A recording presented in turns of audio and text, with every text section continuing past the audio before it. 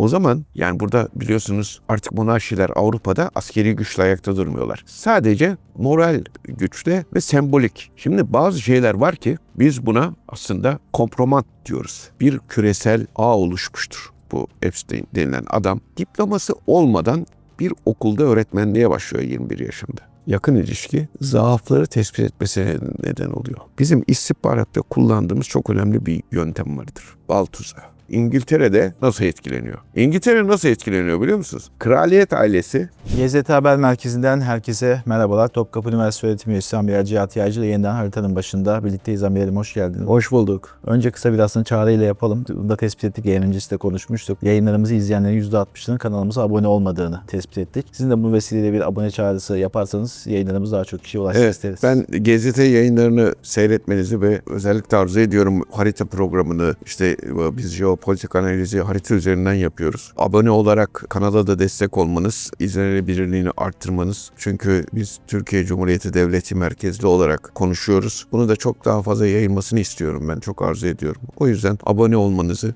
özellikle arzu ediyorum. Teşekkür ederiz çağrınız için. Haritadan başlayabiliriz aslında. Şimdi malum Epstein dosyası konuşuluyor. Dünyada da konuşuluyor ve her alanıyla konuşuluyor. Ama biz biraz yine haritaya uydurmak için ülkeler bazında etkilerini, istihbarat anlamında da İsrail'in tarafından bakışı da biraz konuşmak isteriz. Öncelikle siz nasıl değerlendiriyorsunuz? Bunu nasıl haritaya yayabiliriz bu dosyayı? Şimdi bu olay Amerika Birleşik Devletleri merkezli bir olay olsa da küresel ölçekte etkileri olan bir olaydır. Ta Japonya'ya kadar uzanan bir olay diye düşünelim. Yani batıdan doğuya, kuzeyden güneye, her tarafa. Bir küresel ağ oluşmuştur. Şimdi yani ben dosyanın içeriğiyle filan gündem şöyle ahlaksızlık yapılmış böyle ahlaksızlık. Onlar ayrı konu ama jeopolitik açıdan ve jeostratejik açıdan baktığımızda etkileri çok fazla. Neden etkileri çok fazla? Birincisi Amerika Birleşik Devletleri kendisini ve Batı dünyası kendisini moral değer olarak, ahlaki değer olarak sunuyor ve başkalarına örnek olduklarını iddia ediyorlardı. Ve hukukun üstünlüğü ilkesinin her yerde dile getiriyorlardı ve diğer ülkelere de hukukun üstünlüğü noktasında bir aslında baskı yapıyorlardı. Sizin hukukunuz üstün değil vesaire. Elbette herkesin hukukunda bir sürü sorun vardır. Ama benimki ideal, sizinkiler çöp anlamında ve benim ahlakım çok düzgün, siz ahlaksızsınız anlamında bir uçurum oluşturmuşlardı. Bu hatta bunu çok açıklıkla söyleyeyim, Armageddon olarak ifade ediyorlardı. Yani iyiler Batı, onun dışındakiler kötü. Bunların arasındaki savaş Armageddon. Şimdi iyi kim, kötü kim jeopolitik olarak bu iyice grileşti. Kendi aralarında da grileşti. Biz iyi miydik? İyi değilmişiz. Şimdi bir kere olay şuradan başlıyor. Bu Epstein denilen adam diploması olmadan bir okulda öğretmenliğe başlıyor 21 yaşında. Ve okul müdürü bunu işe alıyor. Sonra Yahudi, o da daha sonra onun oğlu da Adalet Bakanı oluyor. Ve bundan sonra bu okulda çok elit insanların çocukları okuyor. Size bu neyi hatırlatıyor? Çok elit insanların okuduğu okullar, çocukların okuduğu okullar. Hangi örgütün yapısını hatırlatıyor? Gene CIA merkezli mesela FETÖ yapılanması. Değil mi? Ne kadar benziyor bakın şimdi. Yöntem aslında prensip aynı, yöntemler birazcık farklı ama aynı yöntem. Birisi din merkezli kullanıyor, birisi işte bu para ve ahlaksızlık bilmem ne üzerine kullanıyor. Daha sonra finans burada çevre ediniyor. Finansa geçiyor. Orada bir sürü dolandırıcılık yapıyor. Ondan sonra bir Victoria's Secret denilen bir markanın sahibi gene o da Yahudi. Onun bütün yetkilerini alıyor. Bu arada mankenleri tanıyor ve elitlerle çok sıkı bir ilişkiye girmiş oluyor. Bu elitlerle sıkı ilişki, yakın ilişki hem finans hem politika, hem diplomasideki, hem bürokrasideki, siyasi bunlarla ve popüler isimlerle yakın ilişki zaafları tespit etmesine neden oluyor. Zaafları tespit ettikçe aslında onları tuzağa düşürüyorlar. Yani buna aslında bu yeni bir yöntem değil. Bizim istihbaratta kullandığımız çok önemli bir yöntem vardır. Bal tuzağı. Nasıl bir yöntemden bahsediyorsun? Bal tuzağı diplomatları, özellikle erkek diplomatları, bu kadın da olabilir ama erkek diplomatları, devlet görevlilerini, politikacıları, şunları bunlar önemli kişileri, hatta zenginleri kadın yoluyla bir tuzağa çekersin. O tuzağa çekilir, sonra da bu şantaj malzemesi olarak kullanılır. O tuzağa düşen bal tuzağına yapışır kalır.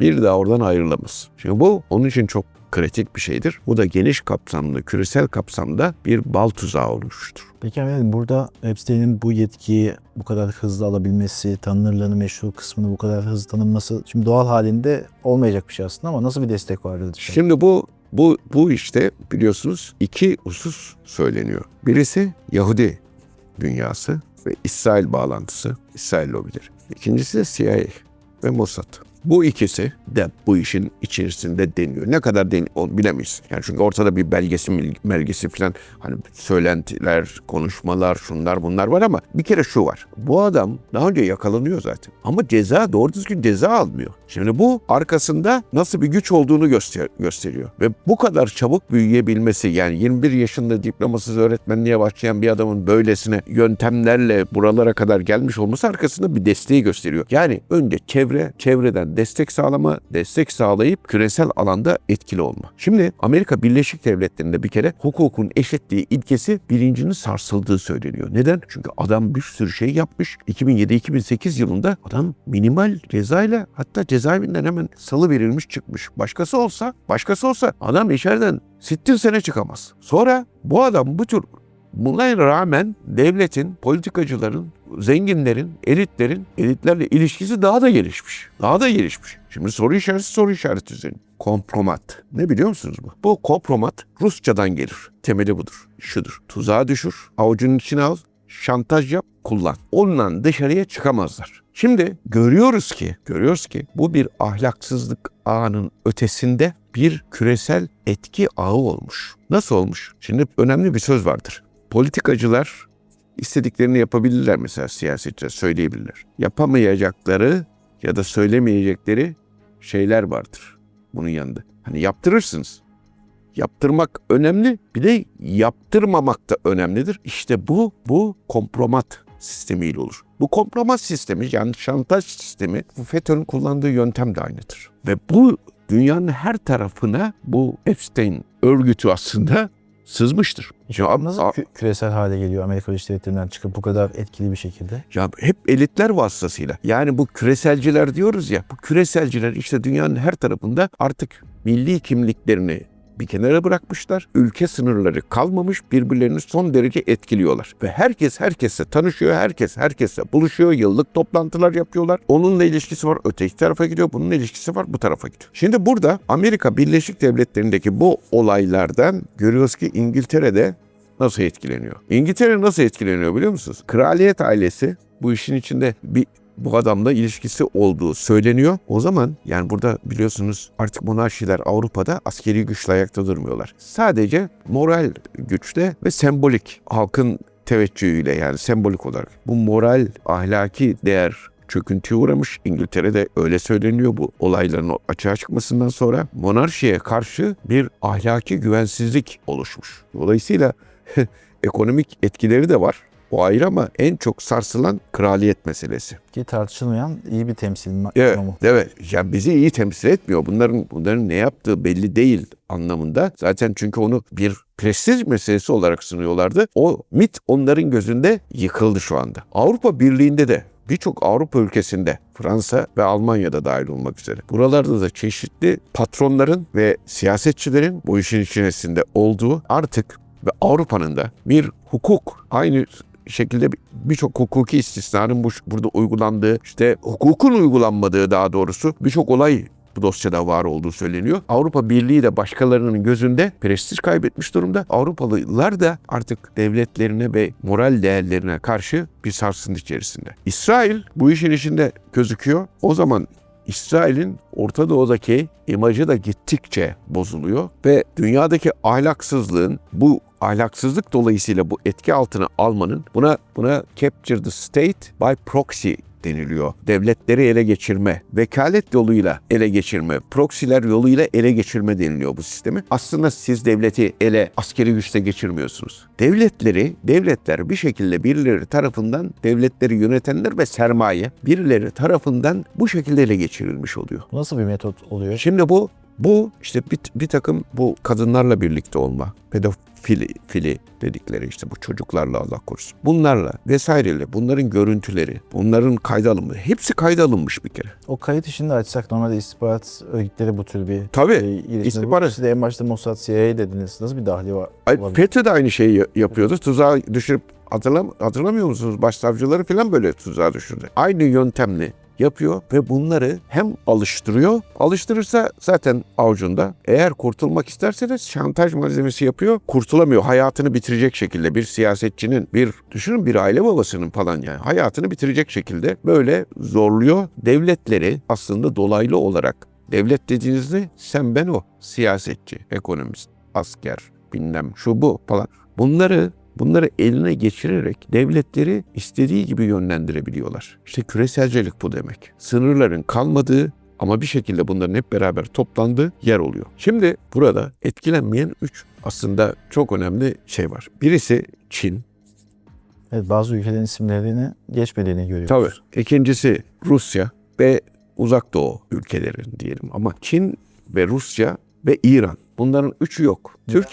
Türkiye'de de aslında yok. Hani bir takım dolaylı bir şeyler söyleniyor ama Türkiye'de yok. Şimdi bunlar bir kere şunu gösteriyor. Batı daha da perçinlediler bu halka karşı, kendi vatandaşlarını. Biz size daha önceden Batı'yı söylüyorduk. Batı bunlar bir kokuşmuş bir düzendir. Bunlarda her türlü ahlaksızlık vardır. Bunlar gerçekten diğerlerine hiç acımazlar. Sadece kendilerini düşünürler diyorduk. Bakın gördünüz. Yani bebeklere bile neler yaptıklarını gördünüz. Dosyaları var.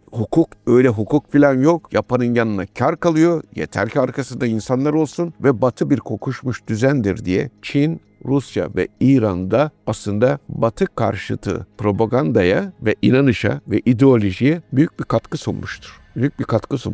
Peki hemen Türkiye açısından bakarsak nasıl yorumlayabiliriz? Vallahi Türkiye açısından bakarsak Türkiye burada bu durumda milli değerlerine sahip çıkması gereken çok önemli bir devlet ve Türk milleti olduğunu düşünmeli ve ona göre sahip çıkmalıdır. Türkiye şu ana kadar olan şeyi de söyleyeyim. Devletimizi yönetenler hakkında çok eskiden beri geliyor. Hiç kimse veya siyasetçilerimiz hakkında belli başlı böyle bir şey çıkmadı. Ona şükretmek lazım aslında. Çıkarsa bilemem. Ama devletimizi yönetilmesi konusunda bir etki doğurmadığını ve devletimizi sarsacak herhangi bir hani böyle kraliyet ailesinin gözden düşmesi gibi bir durum olacak gibi bir şey olmadığını da görüyoruz. O bakımdan önemli. Çok dikkat etmemiz lazım. Yalnız bu çocukların kaçırılma olayı vesaire olaylarının hiç böyle dedikodu değil. Bunların iyice incelenmesi gerekir ki inceliyordur mutlaka devletimiz. Çünkü bunlar küresel oyun. Bunu bir fark etmiyorsunuz. Bunun nasıl olduğunu da bilmiyorsunuz. Bunlar her yere sızmışlar. Kevin, burada o her yere sızma durumundaki temel motivasyon, amaç nedir? Ne için kullanılır bu kadar yayılma? Çünkü bu aslında hem etki altına alma hem de küresel sermayeyi yönetme meselesidir. Küresel sermayeyi ve dünya düzenini istediği gibi yönlendirmek meselesidir. Bireyler üzerinden gider, devletler üzerinden gitmez. Bireyleri elde ederek, bireyleri yönlendirerek aslında devletleri yönlendiriyorlar. Yani bir fiili işgal söz konusu değil. Ama istediğim gibi hareket edeceksin. İstediğim gibi parayı şuraya yönlendireceksin. İstediğim şeyi vereceksin, yapacaksın anlamında küresel sermayenin aslında kimin elindeyse onda bilmiyorum valla. Burada 2 tane şey var. İsrail ve ABD, CIA ve Mossad. Yahudi sermayesi, İsrail desteği. Kim yönetiyorsa işte bu işleri bu şekilde yapıyorlar. Yani burada önemli, yani şunu karıştırmamak lazım. Bu bir devlet politikası değil. Bu küresel bir sermaye oyunu. Birileri küresel sermayeyi yönlendiriyor. Küresel sermayeyi kim yönlendiriyorsa onların oyunu bu. O kadar güçlüler ki adam o kadar açık büyük suçlar işlemiş olmasına rağmen dokunulmuyor bile. Bir kere hukuki dokunulmazlık, hukukun eşitliği ilkesi dünyada sarsılmıştır. Özellikle Batı dünyası için. Hukuki dokunulmazlıklar olduğu görülmüştür. Özellikle Batı dünyası için. Amerika gözümüzde büyütüldüğü gibi bir hukuk devleti değildir. O görülmüştür. Ve Amerika ve diğer Batı devletlerinin yönetenlerin de aslında ahlaki bir erozyon içerisinde oldukları ve tuzaklara düşmüş oldukları görülmüştür. O yüzden hiçbir zaman çok önemlidir bu.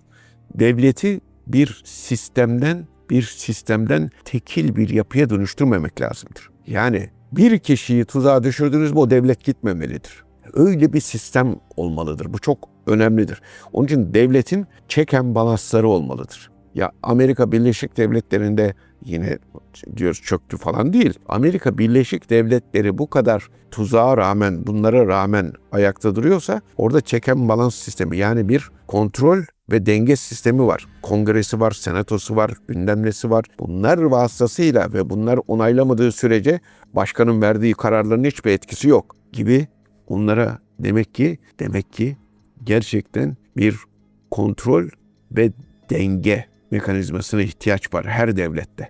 Çok önemli. Yoksa devlet dediğin şey şahıslara bağlanırsa o şahısları ele geçirdin mi devlet gider elden. Büyük bir askeri harekata falan da gerek olmadan. O yüzden dikkat etmek lazım. Teşekkürler Ahmet. Ben teşekkür ederim. Katkılarınız için. Biz bir hatırlatmayla noktalayalım. Yayınımızı buraya kadar izleyenlerin GZT YouTube kanalına abone olmalarını ve Harita'nın yeni bölümlerini takip etmelerini tavsiye ederim.